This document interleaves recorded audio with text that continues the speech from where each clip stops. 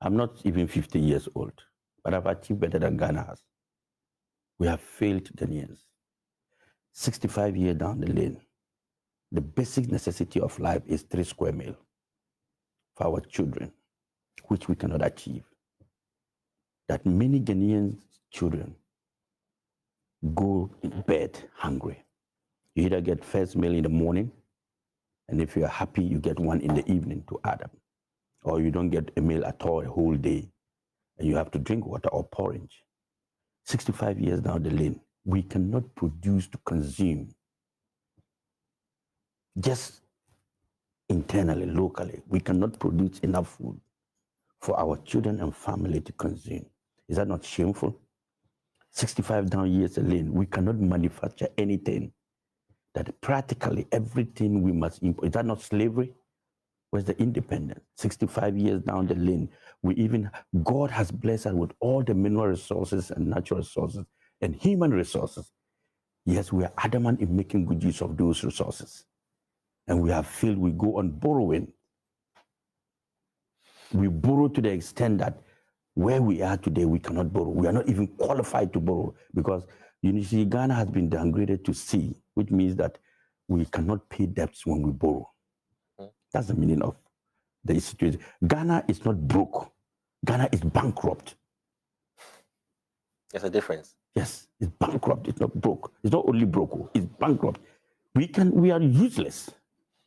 We become so useless to the extent that nobody is willing to borrow us money. Can you imagine that we've mortgaged everything that we have for the next generation? Not your generation, not my generation, the generation after your great-grandchildren. We've mortgaged it for borrowing. And you think we've done well in 65 years? You think we are What would you say constituted to some of these decisions for us not to be able to, generate what we create a certain system of internal revenue so that government can make money and then spend on the people? Leadership. Lack of leadership. When you gain independence, you start every year go jubilating instead of assessing the independence you've had over the years to see what has changed over the years. All you do is to jubilate, mismanage, corruption, no leadership. Everybody is just grabbing and grabbing and grabbing. No accountability, no creativity, no innovation, no production, no manufacturing, nothing. Skyrocketing, that's where your CD will go. In saying this, does it create a certain perception that, would you say that certain politicians or governments or parties coming to power to prepare themselves just for the next election? I think that we spend more money campaigning than building our country.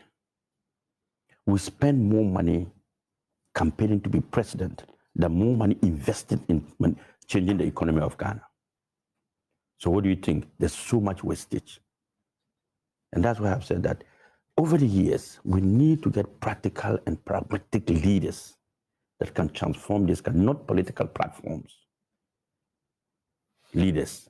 Does the influence of politics and management of these parties become so big a deal that there is that 4-year term that you have to transform an economy? Is it even possible?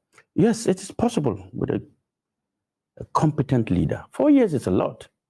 Yeah, 4 years child is in school. What are you talking about? Your wife gets pregnant 9 months. She gives birth.